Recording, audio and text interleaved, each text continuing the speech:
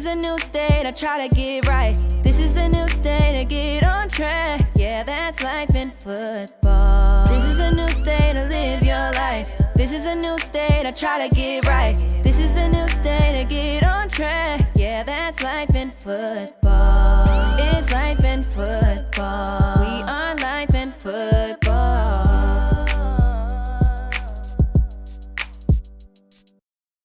You are now listening to the Life in Football podcast. Check out the new website, lifeinfootball.com. Welcome to the Life in Football podcast, baby. I'm your host, Mike Feet. And this your coach, Colin Moore. You know we loving life and enjoying football.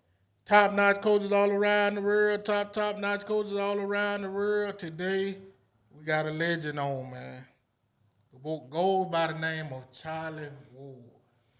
Now, if you in the state of Florida, Georgia, he a mega star. But just period, man. He won the Heisman Trophy. That's what you need to know first. And then he a man of principle. He does an event where the fathers come with the kids, right? So this was probably 2014, 2015. No, probably 2015, 2016. They had an event where all the fathers were with their kids. Now, this is very special because you don't really get a lot of things like this. And let me give y'all a secret. It was the same time the indoor practice facility had just kind of got rolling too. And they had an event in there. So I'm happy. I'm getting ready to go in the indoor practice facility. And I'm going to see him. And I'm with my kids. Man, we went in there and had a ball. They had everything side up, free food, free drinks. And just to see all the fathers, it took me out of the mindset of just being selfish and want to see the indoor practice facility. It had me thinking like, you know what? This is actually something real nice. And a lot of people might not know that about Charlie Ward. You know, he a guy who helped put things like that together. And then, y'all heard me say he played football. He was an awesome basketball player. He went to the NBA. And not only that, he out here with a school named Florida High in Tallahassee, where it's actually Florida State University School. Man, they balling out. The football team balling, basketball team balling. And he out there and won the state championship last year with the basketball team. And let me tell y'all something, man. That speaks a lot, you know, for him to come back as a coach now and being successful too. And, you know, sometimes I look at Florida High, and I'm from Quincy, y'all, so sometimes I look at it and I kind of hate it a little bit, like, dog. Because to be honest, they just winning everything, right? I don't know what that happened at Florida High. It didn't used to be like this. But Florida High is like the mega center now. Like, this is why everybody going for the top recruit, top athlete. In some kind of way, they find a way to win. But without further ado, I'm going to go ahead and let C-Mo bring him on. How you doing, Coach? I'm doing well. How are you? Good, and you? It's a blessing to have you on. And, Coach, I want to know, as far as your playing days, for you to be that good in football, that good in basketball, winning the Heisman, and then it's on you. Should I go to the NFL or the NBA? Was that choice hard, or you already knew, like, maybe since you was little, one that you love way more than the other? No, the choice wasn't really hard. It was kind of, made for me in the sense of not being drafted in the NFL. And that was part of my prayer as well, was to make it plain and clear, open the door, close the door. And so, but I did make a statement that probably deterred the NFL from drafting me, which was, if I didn't get drafted in the first round, that I would consider my other options, which I did have options, and God blessed me to be able to use those as leverage, which in my position, most times, being a black quarterback, you normally don't have those options, right. Or be able to make those statements. And so I was, definitely walking in faith when it came to that, and put my work to the test as far as what I was going to do to make things happen. And I was grateful that I had people in my corner, helping me through this whole process and allow me to use the gifts that God had blessed me. But I was an athlete, I just enjoyed playing all the sports. And I think that's something that came to fruition when it was all said and done. The reason why I continued to play 2 sports in college was I just enjoyed it. Whether it was killing my body, it really didn't matter. I just enjoyed the experience. All right. Now, were you just that gifted, or did you train that hard in both? Now, you probably did all of it together because you was a top athlete, but were you just that gifted? Sometimes like you just better than everybody hands down. Well, I definitely had a gift, talent, hand-eye coordination. So that was something that God definitely blessed me with. And of course, if you're going to be a top-notch athlete or anything, God blesses you with gifts, and you have to work them, right? And make them the best they can be. And so that's what I did. I did things probably what some others do, which is put the work in to prepare yourself to be the best you can be, and you go out and make it happen. Of course, you have your trials and tribulations that you have to go through, and it's tough, when you're going through it. But I always talk about learning a lesson. What lessons are you learning in all winning and losing? Right. And so I learned a lot of lessons in both, and I think those are the things that we have to be able to do if you want to get to that next level. Right. Now, y'all heard Simo say he played basketball and football. When I first got to college, I didn't notice what I'm about to say. Now everybody know it now. So one day we was talking about some of the best athletes. And this is what you would do in college when you get to college, y'all be. So me coming from the state of Florida, Charlie Ward, Peter Ward, these names we'll throw out there quick. He said, no, man. The best, he said, no, man, you talking about Charlie Ward. Let me tell you something. Allen Iverson, he was one of the best football players. I forgot what they call that DC area. I forgot what they call that, but he the one of the best DMV. He one of the best athletes ever to come through the DMV. I mean, Mike Vick was good, but you should have seen Allen Iverson. So I'm like, what? He played football? He like, what? Y'all didn't know that? Nah, this man from where Allen Iverson was, so that's why I was so shocked, because I didn't know nothing about it. So some kind of way he was able to show his name was John Washington. He got his hand on some kind of highlight, and I was shocked. Like, Allen Iverson is like, to me, somebody copied Charlie Ward video and tried to put Allen Iverson in the uniform. And it was just shocking to me, and it let me know, like, at that point, because back then, you had guys play all kind of different sports. And today you'll see more kids kind of focus on one sport. And I'm getting to a point here. Kids, it's good to play different sports because it keep you kind of leveraged, but it keep your athleticism open too. And so when I'm watching this film, it shocked me, man, because all at that time I knew Allen Iverson was a basketball player. But I was shocked at how good he was in football. I'm talking about, if y'all haven't seen, go look it up. He was real good in football too. But Coach, how is that for you, like, seeing how the kids are today? Because a lot of the parents kind of focus with the kids on one sport. How important is that for you playing different sports? Or how was it for you as well, playing different sports? Well, for me, like I mentioned, I was an athlete, and so at my high school, I played multiple sports, mainly basketball and football every year. Even though I got injured my freshman year, the end of the basketball season, so I wasn't able to play baseball until my senior year. But I ran track my junior year, and to help me with my speed doing for football. Mm-hmm. But I enjoyed it. We did have multiple athletes with me growing up that were on my teams, And today's time, I encourage kids to play multiple sports, because it gives them the opportunity to be able to get away from their main sport. You're going to spend most of your time preparing for your main sport, whatever it may be, but having another sport to kind of use some different muscles and get some experience plays a big part in the success. But you do also have those that are focusing on one sport. And as I tell my guys, if you're going to focus on one sport, you got to be better each and every year. You can't come back the same player, Right. as you were the year before.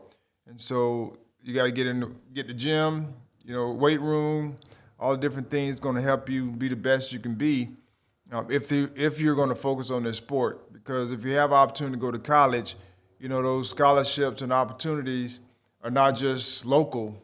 Those are national scholarships that you're working for. And so you can't just focus on what you see here and around you. And so, that's just one of the things we always talk to our kids about at Florida High is, putting the time in, preparing yourself, going out and competing at a high level, whether it's AAU or travel ball or whatever you may do 7-on-7, to see what's out there, see who you're competing against. And that's one of the things I know a big focus is for our kids is to play travel ball so they can get those experiences. So when they come back to us, they've seen it. And that's one of the things I've noticed over the years since I've been there is, when we are starting to go and play, we've had a lot of good experiences there. But when we go and start and play from a state level, we're not afraid of the moment. Right. Now, Coach, did you see that film I'm talking about with Allen Iverson playing football? Yes, What you thought about it? He was very solid. Yeah. He was very solid. Our quarterback, he's an athlete, so anything can happen. Right. And I heard you call him Bubba Chuck. That was a nickname. But and Coach actually had a guy on his team. I went to one of their basketball games last year.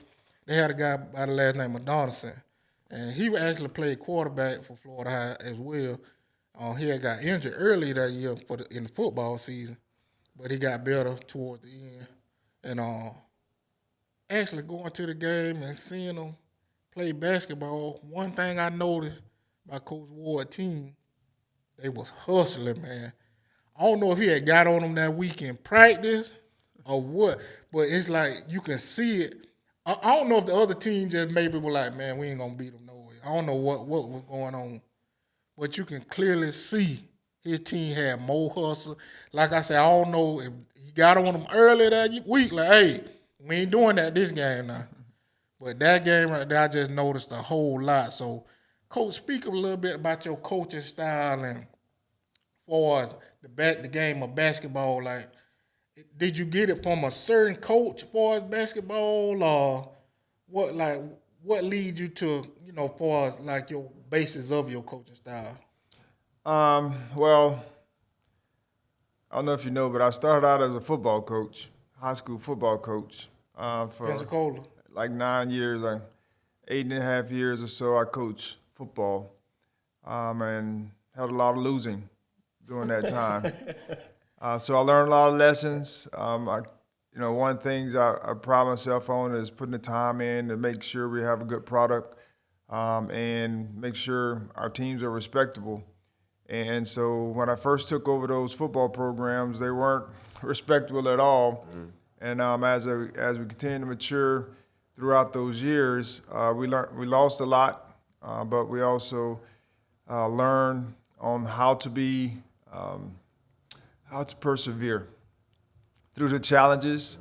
Some games, you weren't going to win, but you had to give the kids hope as they go out. So we prepared like we were going to win. And we didn't shortcut the preparation part. And we went out and prepared each and every week to win the football game. It just didn't happen most times. And so that's when we start talking about winning. There's a lot of aspects that go into it. You need the necessary support from administration, the parents. You also need good players. And so basketball has been really kind. Last year we were fortunate to be able to win a state championship, but we had a lot of lessons that we learned as a coaching staff and also as a team on what it was going to take for us to get there. And so the year before we had a lot more talent overall, but they weren't cohesive. And we ended up losing in the first round to James Collins' team, who he just had a bunch of inner city kids, and they played hard. My first year, we lost to James in the regional finals. Same team, same type team, and so it was an introduction to us on how we needed to play if we were going to get over the hump. And so probably what you saw was that response of this is what we're going to have to do and how to play to be able to get over the hump. And so the coaching style, I have a lot of coaches that I was under. One first being my dad. My dad's a coach. So I grew up in a household and I learned a lot from him because he was a basketball coach. He was a father to a lot of kids on his team. He was the maintenance guy. He was the guy who washed uniforms. So there's a lot of things that I saw him do and I'm doing today. And, you know, between Coach Bowden, Coach Rick, Coach John Eason, there are a lot of coaches at Florida State that taught me a lot. Coach Pat Kennedy, late Eggman Williamson was another coach who took me in to help prepare me for the NBA draft. And then all my pro coaches, Pat Riley, Jeff Van Gundy, Don Nelson, Don Chaney, Greg Popovich. All those guys were, taught me a lot. Some of them didn't give me an opportunity to play, but I sat and watched and started to go back and look at their style of how they got guys to play hard and just the way they coached their teams. And so I brought all those things together to make it my own in a sense. And, the first and foremost thing that we want to pride ourselves on is giving our kids the best experience, to be able to help them to achieve their goals, whatever those goals are. Some go to college, some don't. But the experience that we want to give them is one like college. And so that's what we do. We take them on trips to go see different colleges. We also take them to play in out-of-town tournaments, which gives us great experience to be able to come back and compete at a high level. We do a lot of team bonding activities. So those things, memories that they have, will go longer than where they are today. Now, Coach, how do you feel the buy-in with the players are to you as far as you being where they're trying to go? And you even did some of those stuff some of the players might be wanting to do outside of in football as well. So how is it when they looking at you like, man, he went to the NBA, that's where I want to go? So do they just automatically lock in and listen to it and just roll with everything you say? It gives you opportunity to earn their respect for sure, because they can go now on Google and look at highlights and those types of things because it does play a big part, in the history, of your coach. To say, well, he does at least know. Right. And if he doesn't know, he can get answers. Right. And so that, you have to earn your own respect regardless of your background and your history and those types of things. And so you have to love on the kids, love on the parents, so they can understand and know that you're genuine in everything you're doing. And they're no different than anyone else. I was that student athlete that was looking up to my coaches at one point. And so buy-in, we put processes in place for people to buy in. Everyone has to play their role in order for us to be successful. And that is, what we do. Now, I got to know this, man. For winning that Heisman Trophy, because you were the king that year, man. I just remember just the whole season with Notre Dame and everything. And when you won the Heisman Trophy, it was especially around here, it was a major celebration.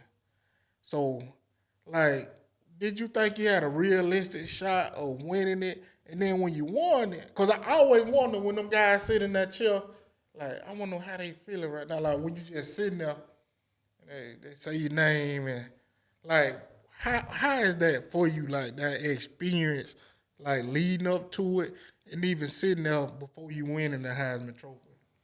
Well, the experience is all, is great. Not just for me, but I got an opportunity to take my family, all my mom and dad, my siblings, aunt and uncles, I think, were there as well. So they got a chance to get to New York. It was a great blessing to be able to celebrate that honor with them, and also to see all the former Heisman winners that was there, guys that you looked up to, were, it's also special. But to be sitting there, it was eye-opening in a lot of ways because I'm from Thomasville and never thought that, it was always a dream, just like everyone else's dream. Right. However, when I was there, it was starting to become reality that I had an opportunity or chance to win it because I was sitting in the seat. There was three of us, so I had a chance, just like everyone else. Yeah, good one. And so, I was confident in the sense that I could win because of the season that we had as a team and me individually. And so I knew there was a possibility for that to happen. And I really didn't. People would tell me it would change your life for the rest of your life. And at the time I didn't understand it, but now I do. The opportunities that you're afforded because you're a Heisman winner. At the time, I think it was big for everyone that was affiliated with either Tallahassee or FSU because it was the first. Right. And kind of broke the mold in a sense.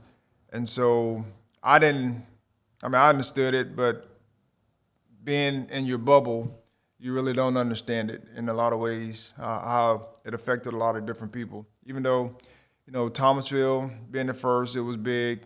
And so they celebrated it really, really well. But you just didn't, at the time, you understood it, you went with it. Right. But it was huge, for a lot of people.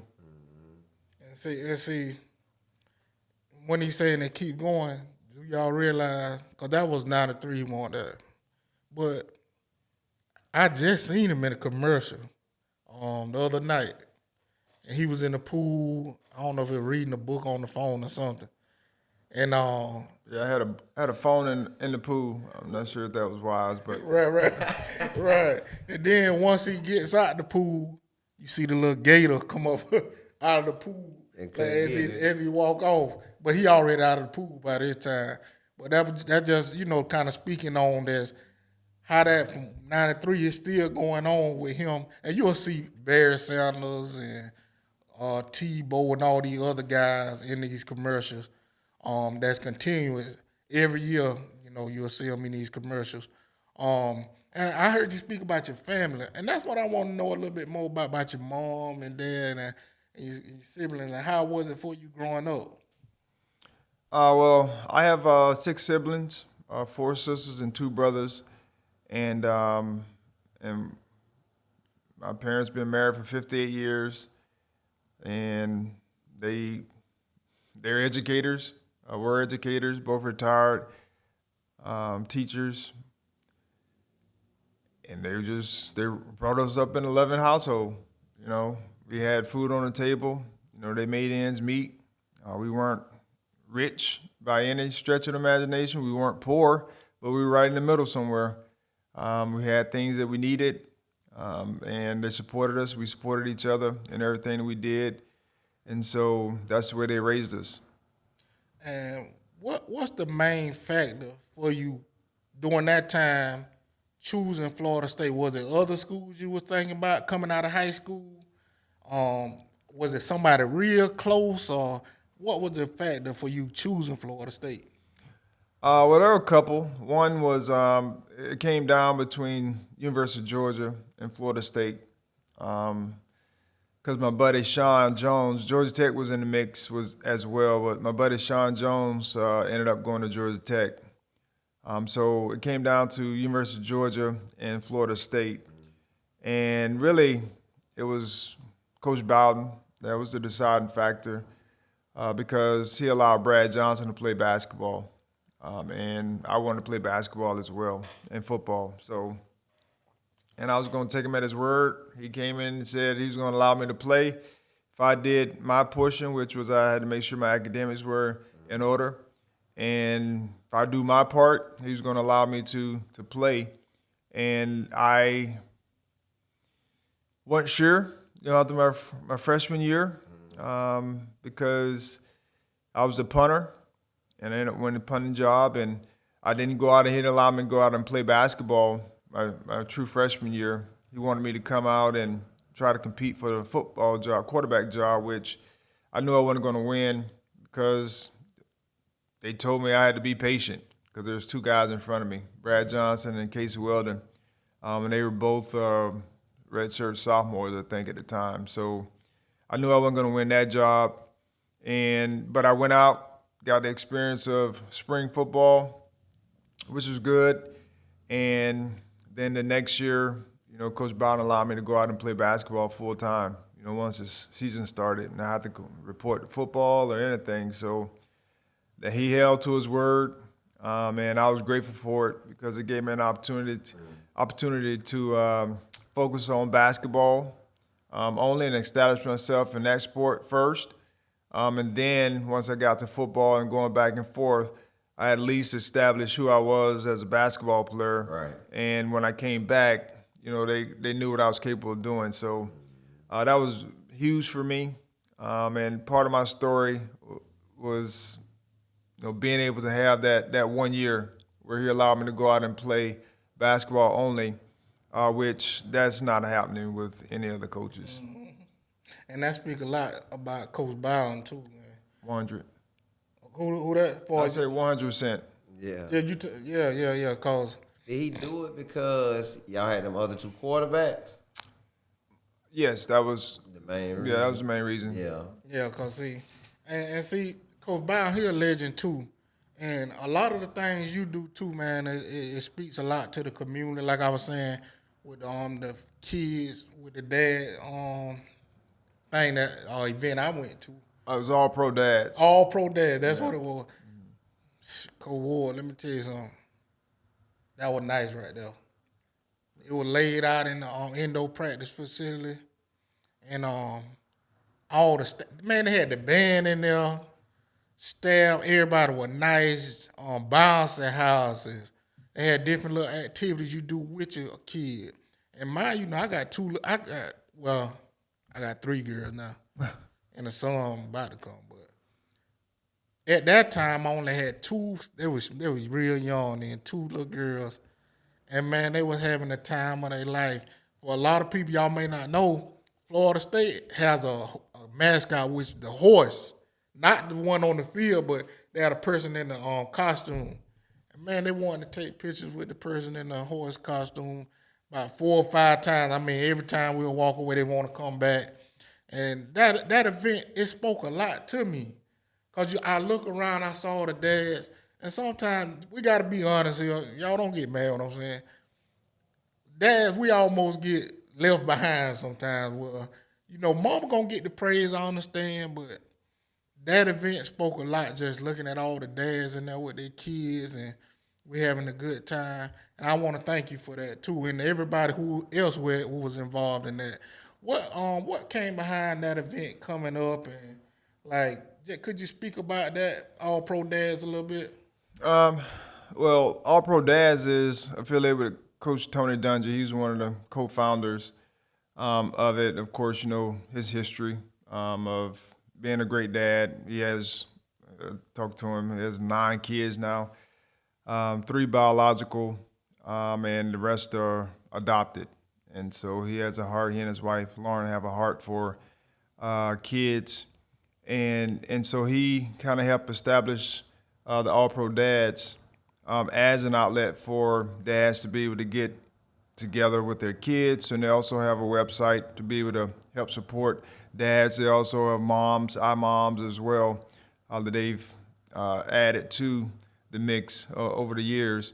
But I was introduced to All Pro Dads while we were in Houston. Had a very similar event at the Houston Texans indoor facility, and I was one of the life coaches. I spoke to, each huddle that came through about a life principle that they had. And so that's how I got interested in it, or part of it, affiliated with it. And then once we got here to Tallahassee, or we wanted to bring it to Tallahassee, I helped coordinate as far as getting them connected with who they need to get connected with so it can happen. And I've kind of branched off and done a similar outing. This past year, we did a basketball clinic, dad and kids clinic, basketball clinic at Florida High on Father's Day, which was eye-opening for a lot of the dads, because it was we had some conditioning. Our strength and conditioning coach, O'Neal Brown, just put them through some activities to get the body moving in the right direction so that we wouldn't have any major injuries. But the dads and the kids, they enjoyed themselves doing drills, right. Shooting some hoops. And so and they got life messages as well. And so that was very encouraging. We partnered with the lottery, Florida Lottery. My man John Davis over there worked with us. But our whole mission and goal is family. We have a family foundation that we've started, my wife and I, and we want to help support young people, families, and our family foundation also supports disaster relief. Man, I want to thank you again, Coach, for coming on. Y'all, this is a legend, Charlie Ward, man. Thomasville, Georgia, baby, representative. And just to speak on the man and the thing that he does, it speaks a lot for, his team, him being a coach, father, just everything. A lot of people might disregard, the Heisman Trophy. He's still a man at the end of the day. And I like how he, conduct himself. I've been around, this area for a long time. I went off and played college ball myself. And you would hear the stories about this person, that person, going to the club, this one, that. You know what? One thing, though, and not to speak nothing bad, but I never heard a negative story about Charlie Ward. I never. Every person always speak very highly of him. And not saying he gonna run for the governor of the state, and I'm just giving y'all my thoughts and my views. No. Oh, okay. I'm just giving y'all my thoughts and views how we see Coach Ward around here. And now he's doing the thing at Florida High. They, like I say, they team steady balling, everybody football, basketball. That's just what they doing over there now, and I gotta accept it.